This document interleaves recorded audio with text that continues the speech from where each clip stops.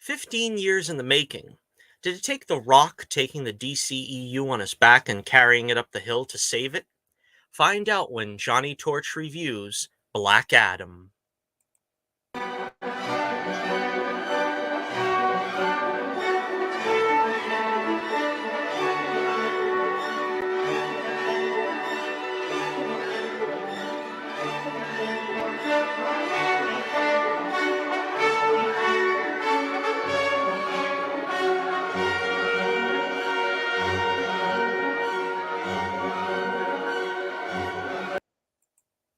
Welcome to another Johnny Torch review. Today we're reviewing the long-awaited Black Adam.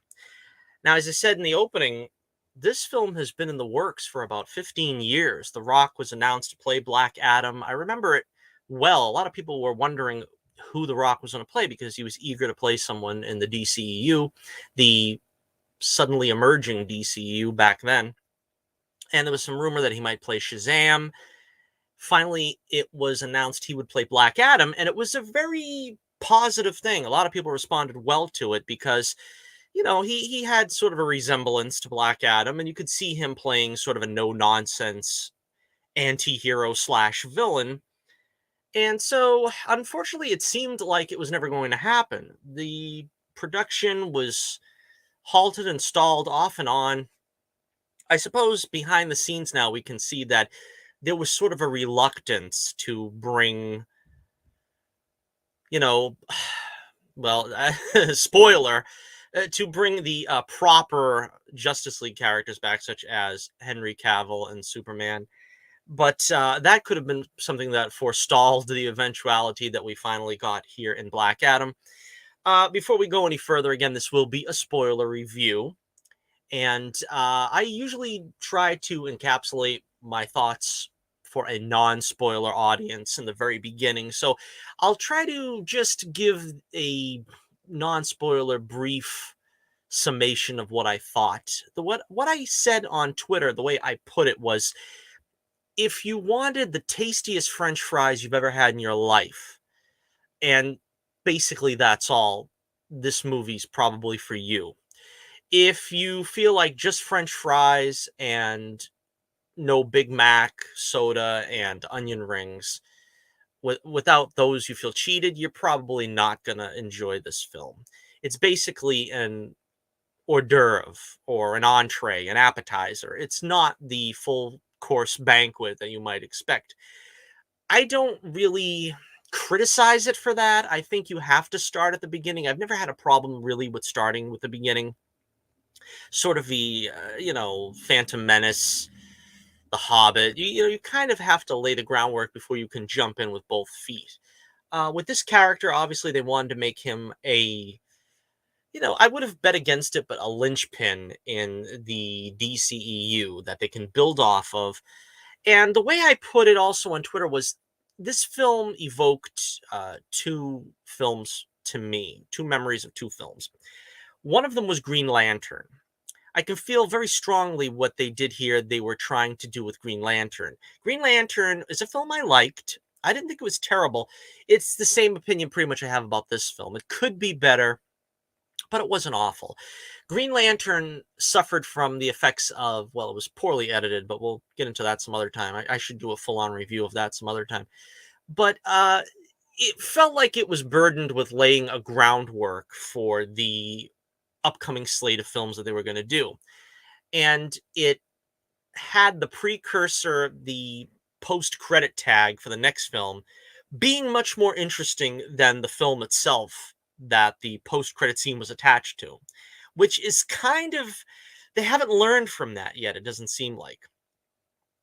This film ends with a post-credit tag that I'm sure is not going to come as a surprise really to anyone. It's been all over the place, that you kind of feel like, well, I wish I was watching that film right now. I kind of wish that that was the film I just watched and not what I actually got. And that's the way it was in Green Lantern, where we had the Sinestro transformation, setting up the Sinestro War and this and that. And there was really the desire to see that next. But because the first film wasn't particularly as well put together as it could have been, the sequel never happened. Now, in this film, in the same way as Green Lantern, I think it's sort of a lackluster first entry, but again, much like, say, Star Trek the Motion Picture, it's lackluster, but you don't really feel like, well, we've had our chance to do a Star Trek movie. Let's broom it. The concept doesn't work anymore. It didn't work on film. Let's just forget it. And that's kind of the wrong message that Warner Brothers got with Green Lantern, because they honestly haven't touched it in as much time since it came out, which was what? Again, that was another dozen years ago or so. It feels like they haven't learned that message here, where if this film doesn't do well, I get the fear that they're not going to do further films that this movie set up. And I'll leave it at that. The other thing that it reminded me of was Suicide Squad, the original Suicide Squad. Again, another movie that I liked. I liked it a lot, but it wasn't an upper echelon film. It's sort of a B picture. And this is what Black Adam ultimately is. It's a B picture. Again, if you go into it thinking this is going to be on par with, oh, I don't know, think of any of the comic book adaptation greats, you're probably going to be disappointed. If you go into it thinking this is maybe a step above, uh, well, I would say on par with Suicide Squad, you're probably going to be satisfied with it. Now, Suicide Squad was sort of burdened with the unenviable task of trying to set the stage for, you know, dozens and dozens of characters, dozens of years of lore.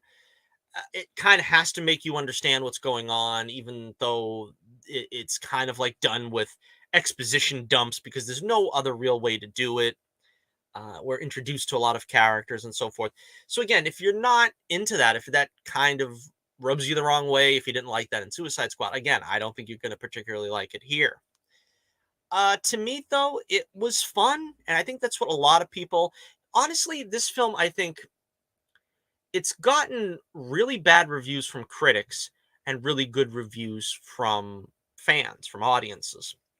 And I think from what I've seen, several YouTube commenters have pretty much got this one right. Usually, I think either they're kissing up to the film way too much, or they're, laying it to waste just because they can, because they have some kind of axe to grind. But honestly, a lot of people I've watched have said, okay, meh, it's mid. That's honestly probably true. That's the case. It's an okay movie. There's nothing there's no grievous error or horrible sin that it commits that you say this is a bad movie. It shouldn't have been made. It's worthless. They've done wrong by the characters. You can't say that, but neither can you say, well, this really exceeded my expectations. This was among the greats. This is even better than average. No, not really. It is kind of average. And so that's where I think it sits. It sits on that same pedestal. Now, again, I'm going to be fair with this in saying that I feel like a lot of movies, particularly the Sony movies, are sort of like this. Morbius came out this year and it was lambasted. People constantly have been making fun of it, and I didn't think it was that bad. And it's similar to this in that you have a pretty solid origin, you have the sort of middle of the movie where stuff happens, and then you have kind of a lackluster ending where they sort of tack on, here's a bad guy, he's a nothing burger, but we need to have the hero slash anti-villain fight somebody, so we're going to kind of bring in a dark opposite, or a darker opposite, of the protagonist to have some kind of slam bang finale. And I can't fault them for doing that, because again, using as a recent example, She-Hulk, the TV show, again, spoilers for that, they sort of tried to subvert expectations with taking away the big bad and this. You were expecting something like this, and I think it was right of them to give you something like this at the end of the day. But again, that doesn't minimize the fact that, it doesn't really hit the spot for a well-formed, fully functional story on its own.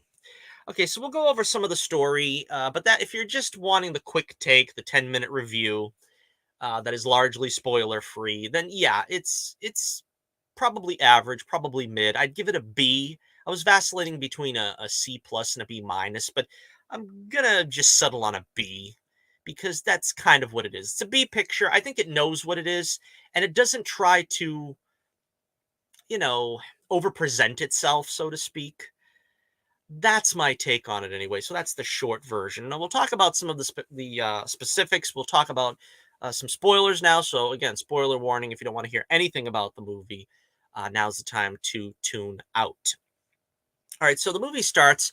We're introduced to again. I don't really remember much of these characters, but there is the sort of Laura Croft analog, so to speak. She's sort of a Tomb Raider light, and she's accompanied by her brother, sort of an overweight guy, and the guy played Jafar in the Aladdin movie, and he's kind of playing the same character here, which is kind of funny. That's kind of amusing to me on some level. Um, and another character, the son of, as we'll call her, Lara Croft here. A lot of critics I've heard didn't like this kid, didn't like this character. I didn't really have a problem with him. I don't have a problem with, juvenile leads, with the juvenile characters.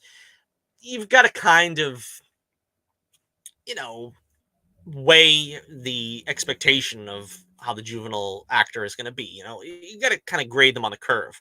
I think this kid did about as good as could be expected. It does seem like there was maybe some ADR involved. I don't know if he was dubbed or if maybe his accent was so thick they had to get another actor to sort of dub over his lines. I've seen that criticism. It may be warranted, but again, I don't think he did that bad. I don't think he was that bad of a character, and particularly like after the halfway point, I don't think he was even really much of a factor at all. He sort of carries as like the audience surrogate the first half of the picture, and this kind of dovetails into one of the big questions. This is one of the categories that we inevitably have to talk about whenever we're reviewing a movie these days. Is it woke? Is there any wokeness to it? The woke meter on this one is pretty low. I wouldn't say there was nothing glaringly, you know, offensive about it, so to speak. The closest thing is right off the bat, we have the kid being detained by what the film calls Intergang. Now, it's not really the way Intergang is presented in the comics, which is basically the DC version of the Mafia. In Marvel, it's called the Magia, and they all have this kind of gangsterish model that's taking over the city on the down low. That they're like a crime organization. In this, there's some kind of a mercenary outfit, and right off the bat, the kid runs afoul of them, and he's like saying, you guys came in here and you're occupying our land and you're treating us as slaves. And that's kind of the theme throughout the movie. Is we start with the origin, or what we think is the origin of Black Adam, and it has to do with the city of Kandar, I believe it is, or something like that. But it's taken over by an evil king, and he makes his people dig as slaves for the Eternium, which is apparently the Black Adam kryptonite, which we learn about early on. They don't really do anything about it. I know that was something else that came up in a lot of reviews, saying that was kind of poor writing. Obviously, they're expecting more movies, and they think this is going to come up again eventually. But and then later on, you have the Lara Croft. I can't remember the character's name. Sarah Shanti, I think her name is, the actress, doing some kind of speechifying about when the JSA shows up, and she's like, where were you 27 years ago when my husband was killed trying to defend this country, and the country was taken over? We didn't hear from you all that time. And it kind of gets the feeling of, well, they're trying to do this sort of an anti you know American interference, so to speak, thing, where it's like, if you didn't want to help, we don't want you here now. And the moral of the story seems to be, leave people alone and let them do things their own way.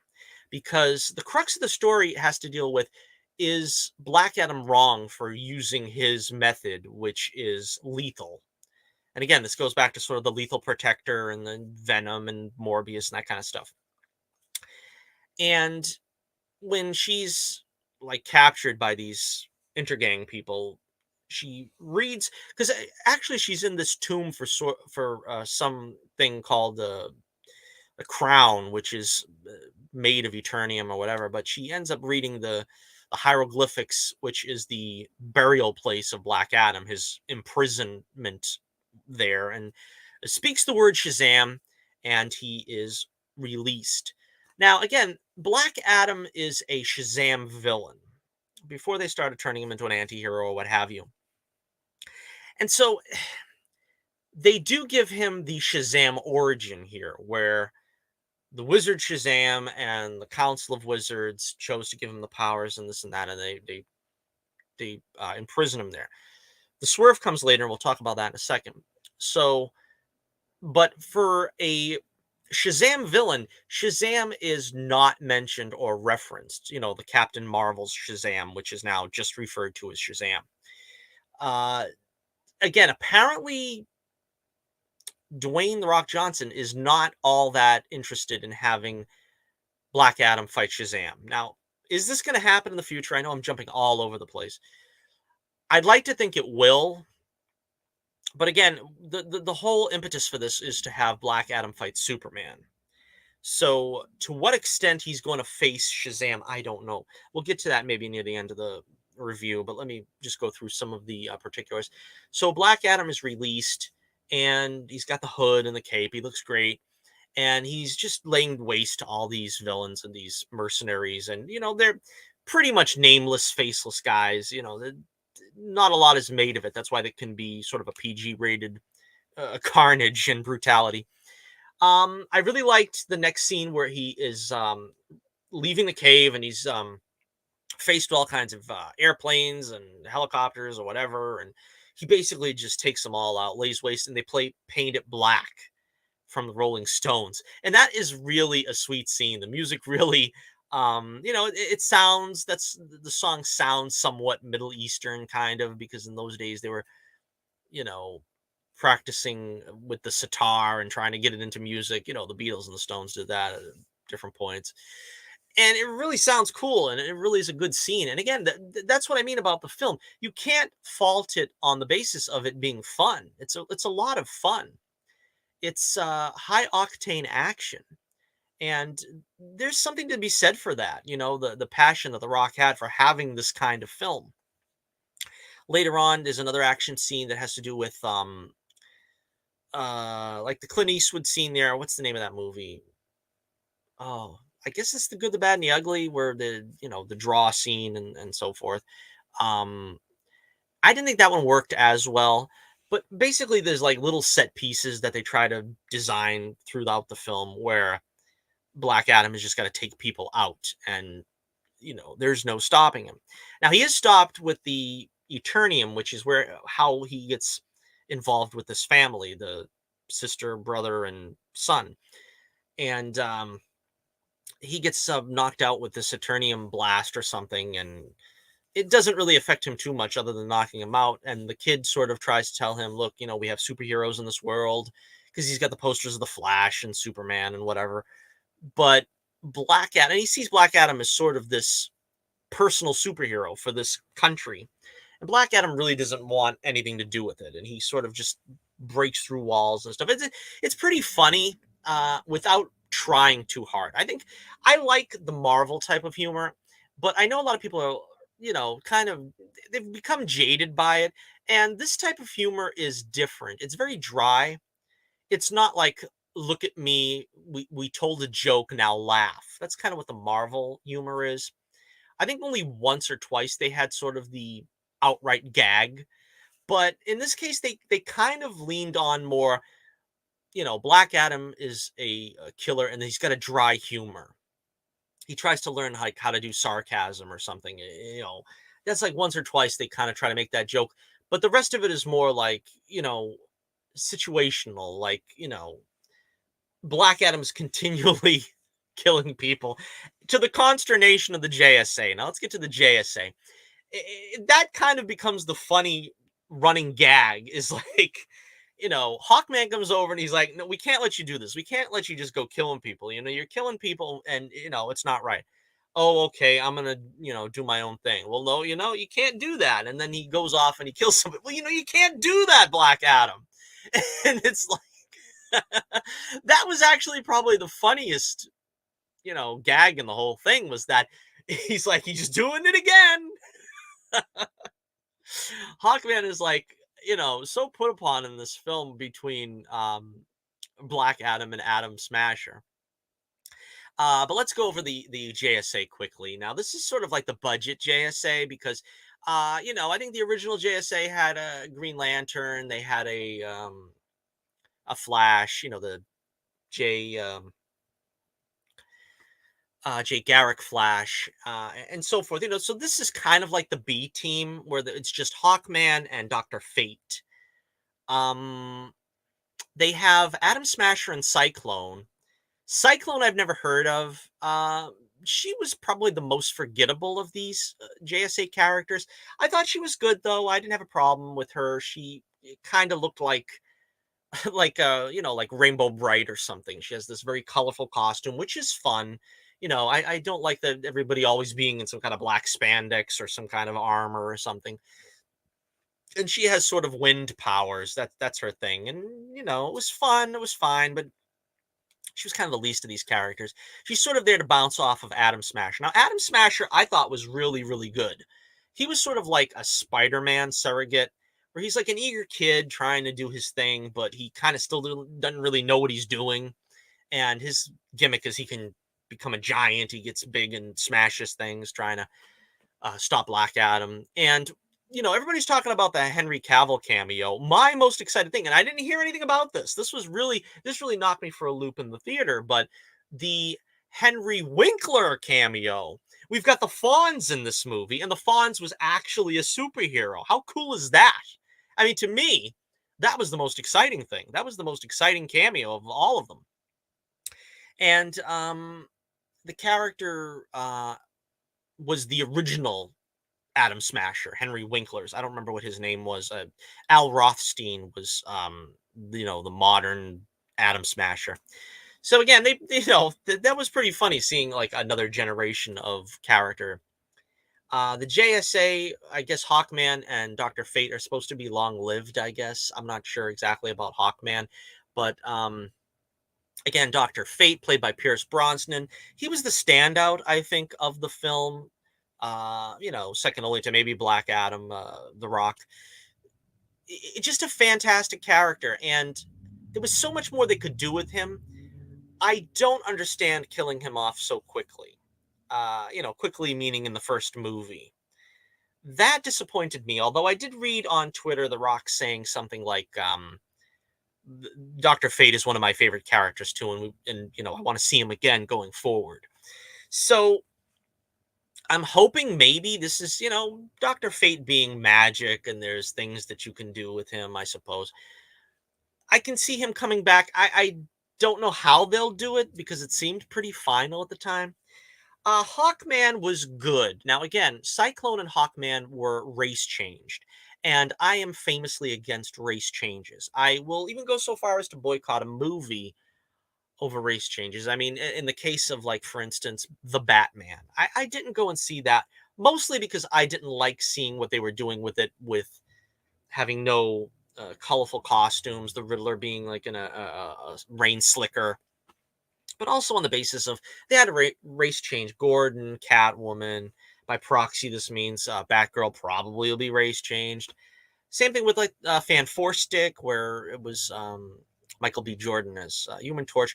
There were just some characters that you can turn me off right away by trying to change them. I've always said, like even in the case of Man of Steel, where they race changed Perry White. Now that's not really going to stop me from going to see Man of Steel. It didn't.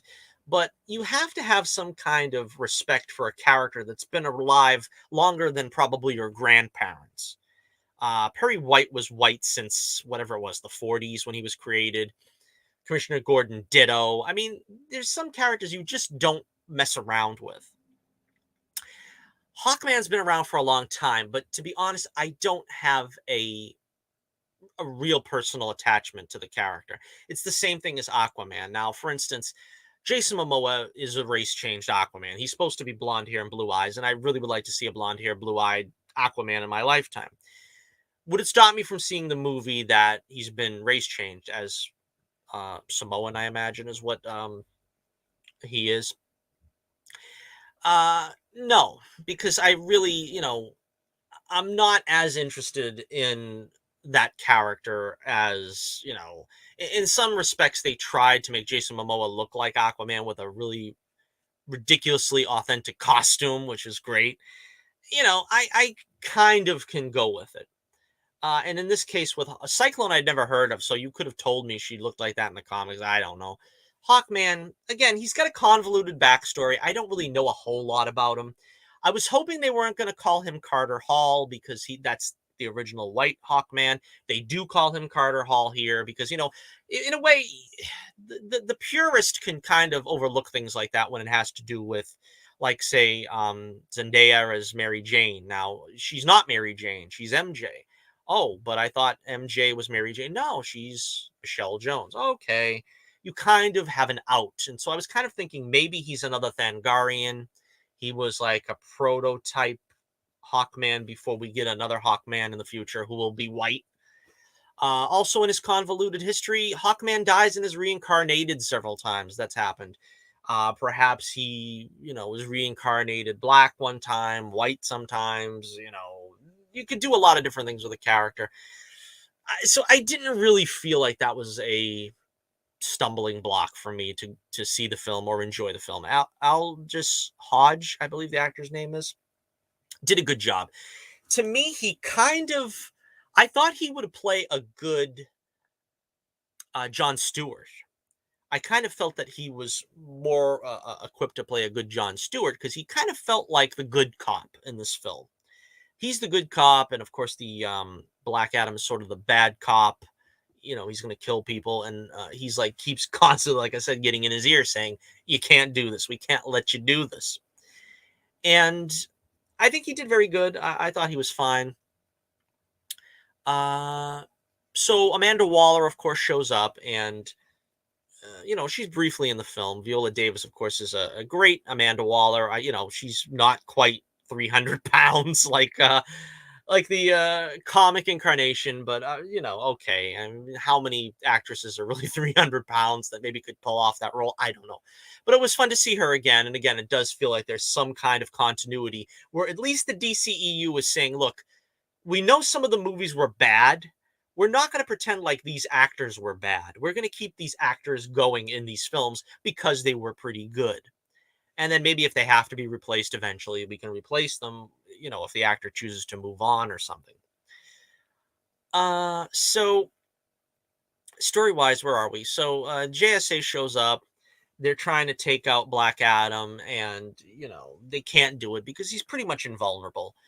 They, during the course of the film, there's conversations back and forth about the nature of can you kill if you're evil? And the townsfolk, we'll call them, they like what Black Adam is doing. They don't have anything against him killing these guys because it's like, well, we're living under the whip, much like, in the past. And you're dealing with it in a way that they dealt with it in the past, and why not? And I kind of feel I like what they did with this through line here, the storyline, because that's kind of basically the message of the film. The thrust of the film is if he wants to kill people, as long as they're evil, what's wrong with that? And I don't, it was written in such a way that it's pro killing the bad guys if you need to. I would have liked more if there was a little more pushback on that because all we really get from Hawkman is sort of, no, you can't do that. We can't let you do that. It didn't feel like there was a well argued reply. Like, for instance, if you take like Daredevil and the Punisher in season 2 of the Daredevil, they had a very meaningful conversation there. It felt like there was a lot more substance to it. I was not really even a fan of that show, but I could tell there was some heft to it. There was some weight to it. This, it just kind of felt like, well, killing's wrong, so what do I have to even tell you for? But, someone like Black Adam, who's been asleep for 6,000 years or whatever, he lived in a brutal age where, yeah, there was nothing else you could do. You wanted to take somebody out, you kill him. You don't put him in jail, and you don't, there was no jails really back then. Maybe you put them to work as a slave, and that was kind of what their plight was they were slaves. So there was really no option. But we don't really get that kind of depth to that conversation. Which I think they're saving that for a conversation between Black Adam and Superman. So again, I can't really fault them, and much of the film is that way. It's like I can't really fault them what they did with the pieces that were available to them and with the premise available to them. They had a certain premise. This is Black Adam trying to acclimate himself into the modern world. This is the pieces you're given. You're given Hawkman, you're given Dr. Fate, and that's the extent of it. Give us a movie. And that's why it comes out to being, okay. There's nothing wrong with that. On paper, they did what they were supposed to do. The mission was successful. Was it all that exciting with just those parameters? Not as much as it would have been if we had this going on with Superman, with Justice League, with you know, maybe Shazam being involved. No, and that's what I mean about this is a first course. All right, so make a long story short, the kid is kidnapped and he has the crown, but he hides the crown, and the mother gets the crown, and the Jafar guy gets the kid. And a really sweet action scene here. Again, a lot of the great moments of this film was an action scene where there's like six speeder bikes, for lack of a better term, that are flying around, and the kid is in one of them, and it's sort of like a mission to try to get the kid, before they get away in the speeder bikes. So Black Adam's like grabbing guys and throwing them off the bikes and looking for the kid, and Hawkman's trying to do the same. And eventually Jafar gets away with the kid, and Black Adam comes up empty-handed, but he's, him being Black Adam, his idea is to like just basically kill these guys. And Dr. Fate and Hawkman are like, if you'd given us a live captive, we would have been able to make him talk. That's kind of like the extent of why they say, not to kill, we really could have done something if you didn't be so harebrained and just want to kill everybody. And so, Hawkman goes off, gets two more guys that they can question, and then Black Adam just takes off with them. And he's like, the first guy that talks doesn't get dropped. And so the first guy is like, I don't know anything, and he drops him. And Hawkman's like, gee, here we go again. And he's got to go after him and try to catch the guy. That's what I mean. It's like, it's pretty cool. It's funny. You know what I mean? It's like, they use the premise well. This is not a failure on any part. It's just that it doesn't aspire to sort of be the main course. So the other guy talks, and Black Adam drops him too, and then Hawkman has to get him and everything. And so at this point, I think this was like the wrong time for this. But at this point, like Hawkman's like fed up with Black Adam. He's like, let's go. You know what I mean? And they start tearing up this poor woman's apartment here, and she's trying to get her kid back, and they're like going at it and fighting each other, smashing up. And Dr. Fate is just like sitting there bemused because he's just like watching this. He's like, you guys done? We got things to do, and you're like smashing the house up and beating each other up. But it was funny. It was cool because you could tell Hawkman is like, he's just like sick of it. And, and there's the funny thing goes on too, like a running joke with Adam Smasher, because Adam Smasher is like the greenest of green recruits. You know what I mean? He's making mistakes. He's slipping up. And Hawkman's like, you and me later on, we're going to have a conversation. And it was, like I said, it was cool. It was fun, so eventually what happens is they go off to do this mission now and save the kid. And, the mother's like, Lara Croft, she's like, I'm not going to let them kill my son. If they need, in order to get him free, to give him the crown, I'll do it. So what happens is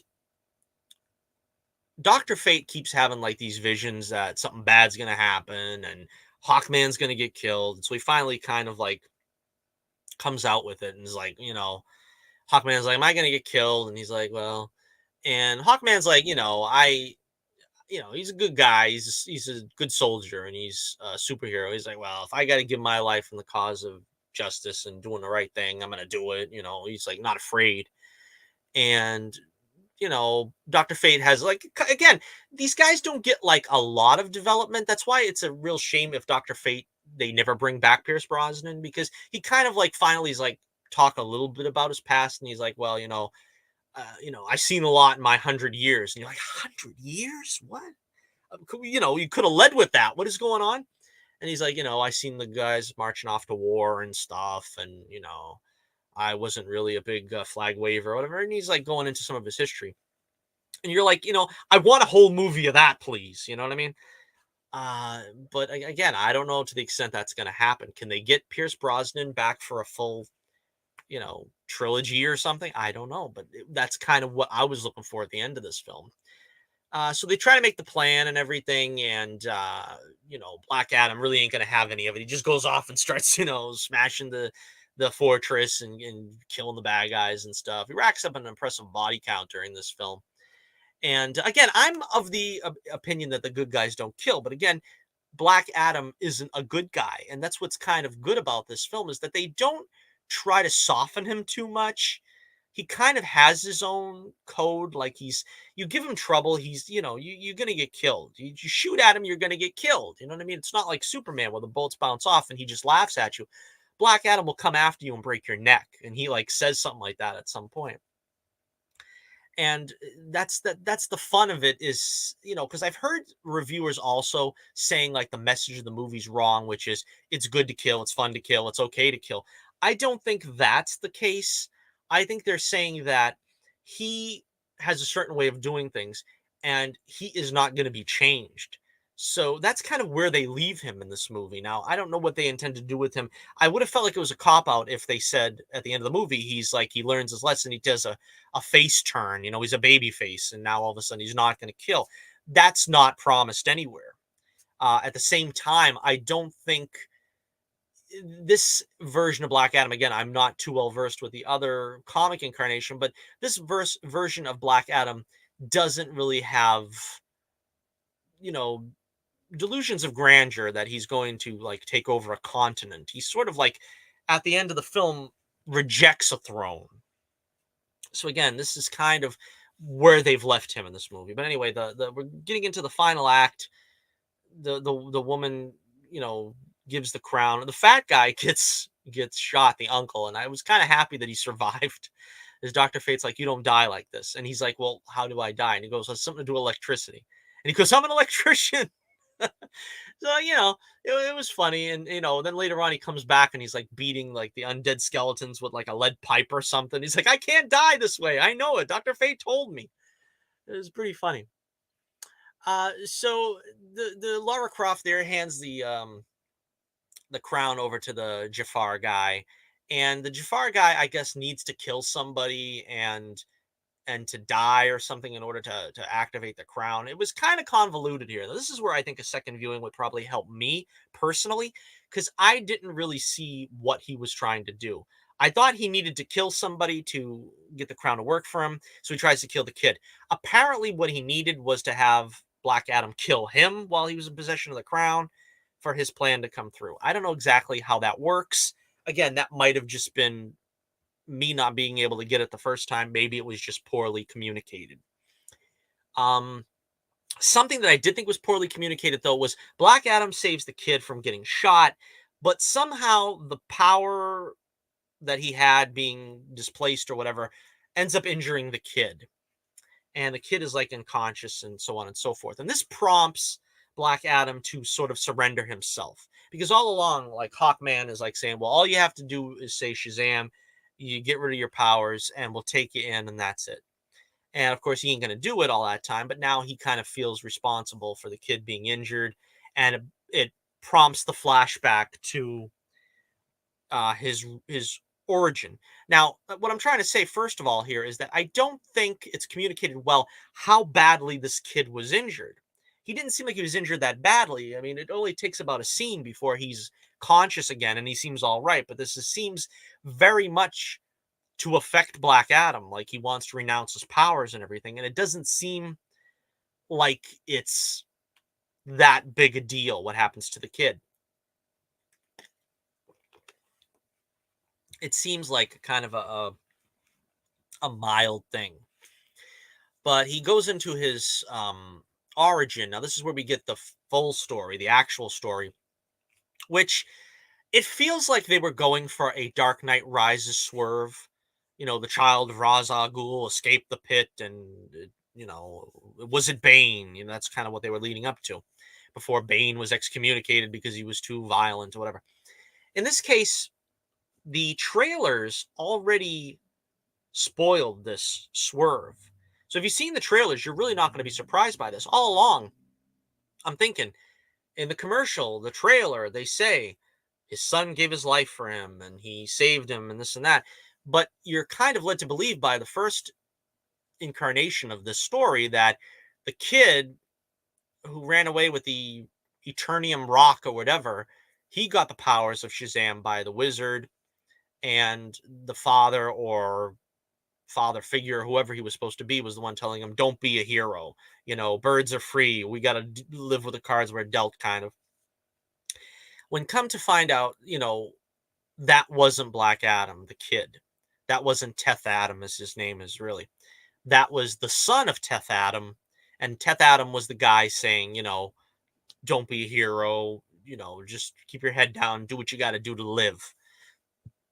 So what happens is when the bad guy king or ruler or whatever of this place tried to kill the parents of Teth Adams' son, the mother and him, uh, the kid renounced his powers and gave them to Teth Adam to save his life because the mother was killed quickly and he was, I guess, about to be killed or something, and he was I don't know, he was dying or something, and he gives him his powers to save him. Now, this was interesting because the way this kid looked in his original form, because it's much more a reflection on Shazam. This is where I said they really tied in very well to Shazam, because the kid hands over his powers almost in the same way as Shazam did with his family, and that's why you get all the Shazam kids. And he gives all his power over to Teth Adam because he's dying or something. And in his form, his adult form, because he's a child, he's like 10 years old or something, the way Billy was supposed to be, and he turns into a grown man. That's kind of what you would expect the wizard to do, and not just give the power to a grown man, because he gave it to a child with Billy, he gives it to a child with Adam's son. And this kid, when he is in his Shazam form, he actually kind of looks like Zachary Levi. He kind of looked like him to the point where I thought, is this really him? Or is this an actor playing that they chose that just looks a lot like Zachary? Or maybe they had CGI'd sort of sort of a Zachary Levi look onto some other actor and making it sort of mildly look like Zachary Levi. But I'm still not sure about that. I think what they did was probably just get an actor that looked like Zachary Levi. But I don't know. I don't really know what happened. Zachary Levi is Zachary Levi. I always forget which way it's pronounced. I always say Levi, but it could be Levi. I forget. So that's kind of interesting, a swerve, and so that's why Black Adam has no remorse, because then when he gave up the powers, the kid, he's like assassinated by the archers, and he just dies quickly, and then he goes to the palace and just like lays waste to the entire palace with the king and everybody else in it. And that's kind of his story, why he has no remorse. He's like a remorseless killer. So he gives up his powers. He goes into like an immersion tank with a mask over his mouth to breathe. And this is pretty interesting because I never stopped to think that this would be the best way to imprison him. Make it so that he can't speak, because he says Shazam. He goes back to looking like a Egyptian, with a loincloth and a slave necklace or something. That was about all. And so now he's in the immersion chamber or whatever you call it, and they give him to some blonde babe, which I figured she was something important. I figured this was some kind of important cameo because she was far too good looking to just be a walk-on role. It was just like, oh yeah, we'll take it from here, Hawkman and Dr. Fate. And I guess come to find out she's in the Peacemaker show, which again, that's something entirely different that we're going to talk about in uh the Torch News Roundup whenever I can get to that. But so they're really trying to tie their strings together here. You know, they're trying to keep the loose ends at a minimum. That you know, this woman is working for Amanda Waller, and I guess she's an important part of that. I don't watch Peacemaker. I don't really have any interest again in James Gunn's work, but we'll get into that again at another time.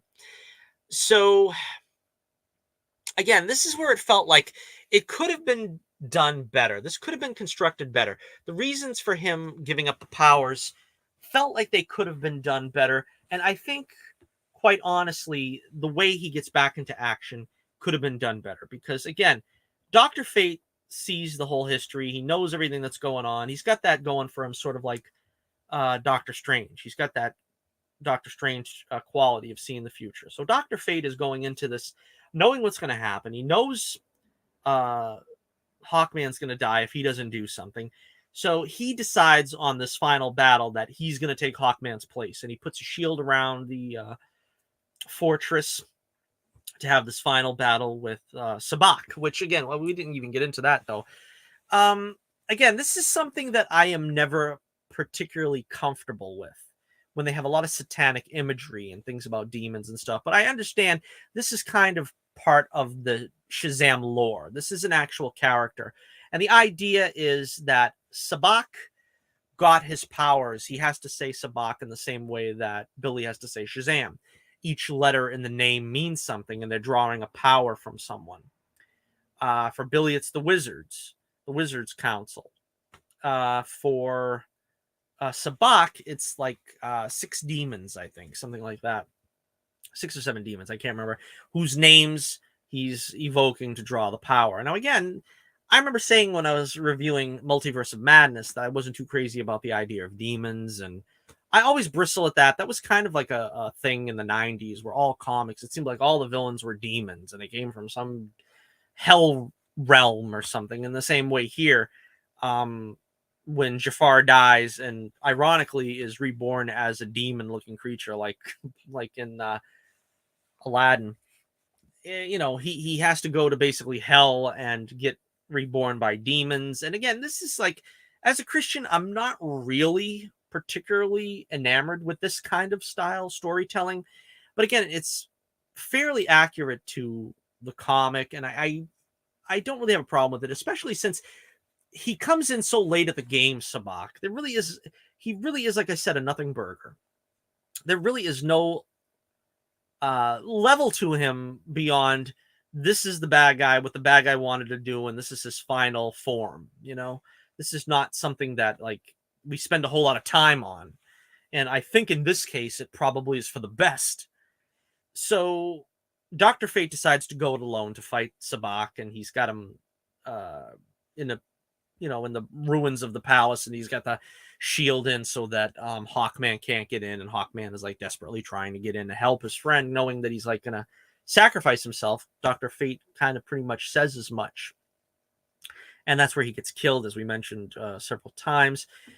Again, I think it's a waste of a great character. I wish that they had at least left the hint that he could come back, because it would feel less contrived. I mean, you kind of need that Star Trek II remember moment. His body disappears, his helmet disappears eventually. The vision of Hawkman dying was, again, another swerve, which, again, I didn't buy it entirely, because he holds on to Dr. Fate's helmet, and he's like, I learned this trick from a friend. And he like multiplies himself to a bunch of different Hawkmen that were trying to restrain Sabak, so that Black Adam, when he comes back, can you know, defeat him. But we're told at the beginning of the film that nobody can touch Dr. Fate's helmet, that, you know, it'll kill or whatever anybody who does. Now all of a sudden Hawkman is using it with impunity, which, you know, I guess it's less of a, you can't wield the hammer of Thor unless you're worthy. But then again, still, if we're told you can't even touch it, why is Hawkman using it? It's like, again, very flawed logic here. So during this battle, Dr. Fate decides to, you know, call on Black Adam. And Black Adam is in the immersion chamber, and it seems like he's only been there for about 5 minutes before Dr. Fate decides to release him. That's what I mean about it could have been written so much better. Now he kind of evokes this memory for him that, you know, his family is counting on him or whatever. So he breaks out of the prison. He fights all of Amanda Waller's guys, breaks out, gets underwater. He takes the mask off finally, which he can't take it off because he's too busy fighting, so he can't get the powers of Shazam. But by the time he swims away and gets the mask off, he's like unconscious from oxygen deprivation. And what happens is he kind of does that like gladiator thing or whatever, where it's like he's with his family, his deceased family, and in the afterlife, and his son is like telling him, you know, you don't get to come here yet. You've got more to do. And so he manages to regain consciousness enough to speak the word Shazam, which again is another great moment. The lightning blasts him in the water, and he flies on to the aid of Dr. Fate and Hawkman. Unfortunately, it's too late for Dr. Fate. Hawkman holds him with all his mighty Hawkman army that he created with the helmet. And, you know, Black Adam literally tears him in half with like lava spewing out in place of blood. And it's again, it's a really good effect. It's really, you know, it's good spectacle. This is like, you know, I mean, because the final fight is not a big thing with Black Adam. He doesn't really get in there and mix it up with Sabak too much, but it's like enough, and they dispatch him successfully, you know, in a way that is feeling like it's appropriate. And they kind of have that conversation briefly at the end where Hawkman's like, you know, okay, yeah, I see. You kind of had to kill that guy. Just don't keep doing this. You know what I mean? It's still the same theme. But the idea is that, all right, there's a time and place when you have a satanic demon spawn that you have to fight. Maybe you do have to kill it. You know what I mean? Maybe this was the right time and the right place for the right person to do that. And you have to own up to that was the right thing that was done. So again, JSA flies off. That's pretty much the end of it. And, you know, you have the trio there. Like I said, they were fighting for their, you know, they did a very like Spider-Man, Superman 2, the kind of like the city is going to stand up. The kid comes out and does the triangle symbol or whatever that is for them to rally behind him. And it's basically just to give the human cast and the village something to do. They're fighting skeletons with baseball bats and lead pipes. And so, you know, the JSA is like, look, you know, we're not going to try to take you in, but just don't kill people anymore. And that's where Black Adam kind of has the decision that he's going to sort of be the protector of this land, Kundark or something. We never see him really take out the head of Intergang, which is a loose thread that I thought maybe they're holding on to for the next movie. I don't know, because it's like he's knocked out and killed a bunch of these soldiers. Now, is Jafar really the head of that? Is that where this comes from, or is he working for someone else? I'm not sure that was answered, you know, to my satisfaction at least. So what's going to happen in 2? I don't know. I mean, do they go straight to Superman? I don't know.